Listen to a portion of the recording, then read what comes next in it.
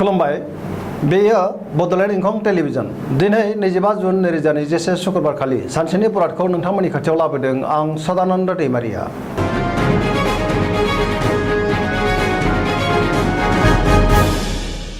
सिगां फरायनो लादों मेष राशि गिबि हांखो अ ल दिनैनि साना मोजां आरो गाज्रिनि गेजेरजों बाबेनलांगोन। गोसोखौ दिनै जोबोर गुलुं गुजुं मोनगोन। गाव हारसिङै जेबो गोथों साननो रोंनाय नङा।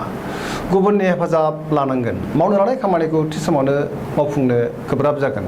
नङाबा गुबुननि हेफाजाबजों मावोब्ला खामानिखौ मावफुंनो हागोन। देहाया दिनै मोजाङै थागोन। अब्लाबो नाथाय जानाय लोंनायाव सांग्रां जानाया गाहाम। रांखावरियाव मोजांद्राय नङा। नाङा फाङा खरसाया बांगोन। बेफार फालांगियावबो खहा जानांनो हागौ। गोसोनि साननायफोरा देबारनांगोन। समाजाव मान मोनगोन। धोरोमारि बिथिङाव गोसो दुंखांगोन। सोरबा लोगोआ मेगन साखोमागोन। सांग्रां जानाया गाहाम। खैफोदाव खोख्लैनोबो नाजागोन। फरायसाफ्रा फरायनायाव मोजां फिथाइ मोननो हागोन आरो गोसोबो दुंगोन।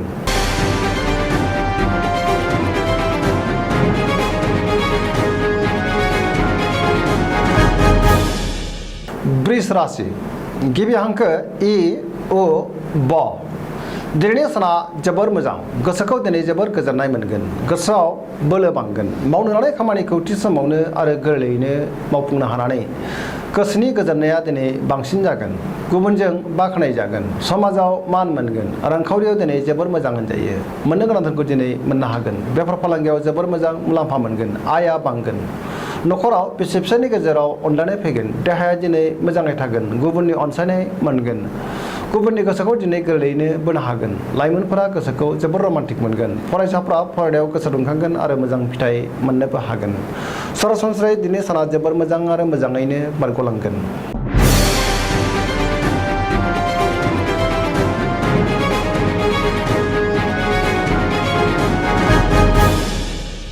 मिथुन राशि गिबि हांखो क स दिनैनि साना जोबोर मोजां।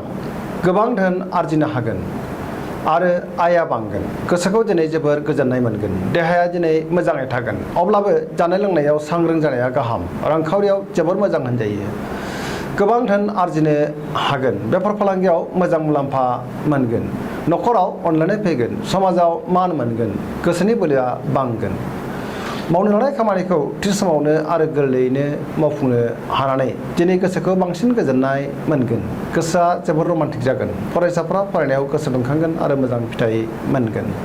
सरासनस्रायै दिनैनि साना जोबोर मोजां आरो मोजाङैनो बारग'लांगोन।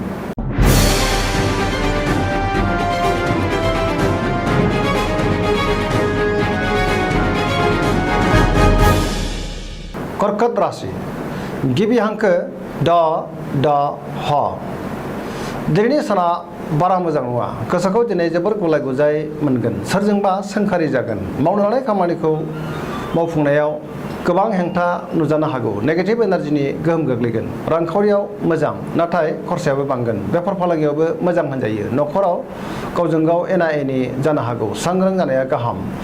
गुबुनजों बाङाय बुंनायानो गाहाम। देहाया दिनै मोजाङै थागोन। समाजाव मान मोनगोन। बिसि फिसायनि गेजेराव अनलायनाय फैगोन। फरायसाफ्रा फरायनायाव गोसो दुंखांगोन आरो मोजां फिथाइ मोनगोन। लाइमोनफोरनि गोसोआ दिनै जोबोर आला खाला जागोन।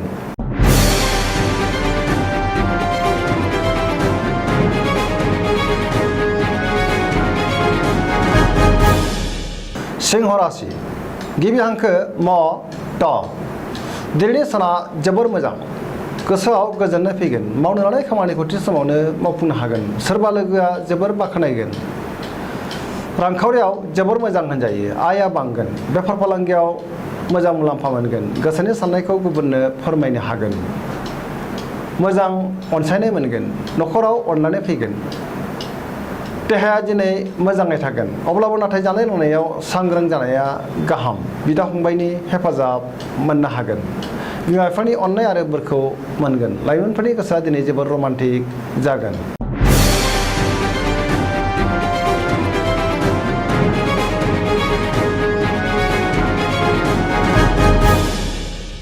कन्या राशि गिबि हांखो प ट दिनैनि साना जोबोर मोजां। गोसोआव पजिटिभ साननाय फैगोन। गोसोनि बोलोआ बांगोन देहाया दिनै मोजाङै थागोन रांखावरियाव जोबोर मोजां होनजायो मोननो गोनांफोरखौ दिनै मोननो हागोन बेफार फालांगियाव जोबोर मोजां मुलाम्फा मोनगोन गोबां सुबुंजों लोगो मोनलायगोन न'खराव अननानै फैगोन गोबां खामानियाव मुखुब थागोन फरायसाफ्रा फरायनायाव गोसो दुंखांगोन आरो मोजां फिथाइ मोननो हागोन लाइमोनफोरा मोजां खौरां मोनगोन सरासनस्रायै दिनै साना जोबोर मोजां आरो मोजाङैनो बारग'लांगोन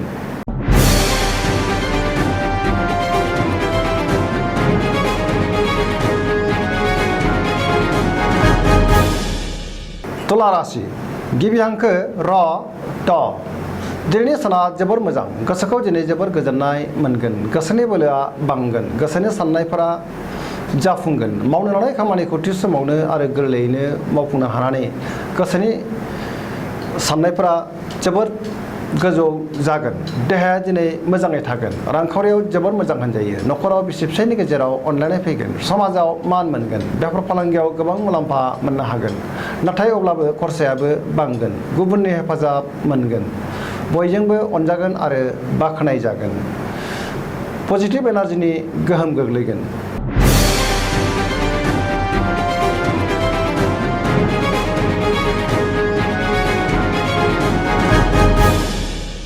वृश्चिक राशि गिबि हांखो न स दिनैनि साना जोबोर मोजां गोसोआव गोबां गोजोननाय फैगोन मावनो लानाय खामानिखौ थि समावनो आरो गोरलैयैनो मावफुंनो हागोन गोसोनि साननायफोरा जाफुंसारगोन गोसोनि बोलोआ बांगोन समाजाव गोबां मान मोनगोन न'खराव अनलायनाय फैगोन रांखावरियाव जोबोर मोजां होनजायो मोननो गोनांफोरखौ दिनै मोननो हागोन बेफार फालांगियाव जोबोर मोजां मुलाम्फा मोनगोन देहाया दिनै मोजाङै थागोन गुबुननि थाखाय मोजां खामानि मावनानै होनो हागोन लाइमोनफोरा गोसोखौ दिनै जोबोर रमान्टिक मोनगोन फरायसाफोरा फरायनायाव गोसो दुंखांगोन आरो मोजां फिथाइ मोननोबो हागोन सरासनस्रायै दिनैनि साना जोबोर मोजां आरो मोजाङैनो बारग'लांगोन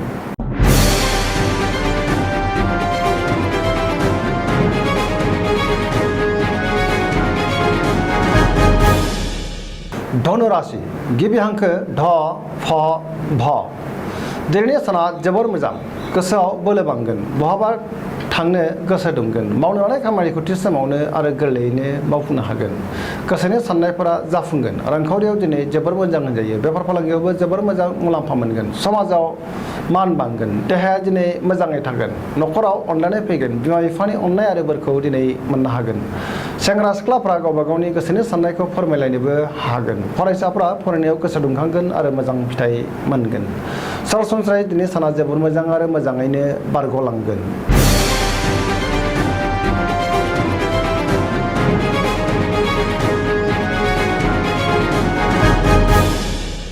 मकर राशि गिबि हांखो ख ज दिनैनि साना बारा मोजां नङा गोसोखौ दिनै जोबोर गुलुं गुजुं मोनगोन देहाया बारा मोजां थानाय नङा जानाय लोंनायाव सांग्रां जानाया गाहाम गोसोनि साननायफोरा देबारनांगोन रांखावरियाव मोजां मोननो गोनांफोरखौ दिनै मोननो हागोन बेफार फालांगियावबो मोजां मुलाम्फा मोनगोन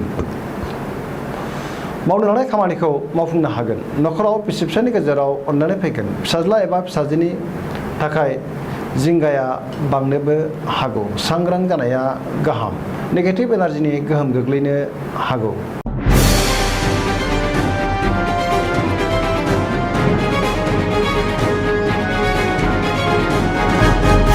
कुम्भ राशि गिबि हांखो ग स स दिनैनि साना जोबोर मोजां गोसोखौ दिनै जोबोर गोजोननाय मोनगोन सोरजोंबा गोबां अनजानो हागौ गोसोआ दिनै जोबोर रमान्टिक जागोन मावनो लानाय खामानिखौ थि समावनो मावफुंनो हागोन बहानिफ्रायबा मोजां खौरां फैनो हागौ रांखावरियाव जोबोर मोजां होनजायो आयआ बांगोन मोननो गोनांफोरखौबो दिनै मोननो हागोन देहाया दिनै मोजाङै थागोन अब्लाबो जानाय लोंनायाव सांग्रां जानाया गाहाम न'खराव बिसि फिसायनि गेजेराव अनलायनाय फैगोन गुबुननि हेफाजाब मोनगोन लाइमोनफोरा दिनै मोजां खौरां मोनगोन सरासनस्रायै दिनै साना जोबोर मोजां आरो मोजाङैनो बारग'लांगोन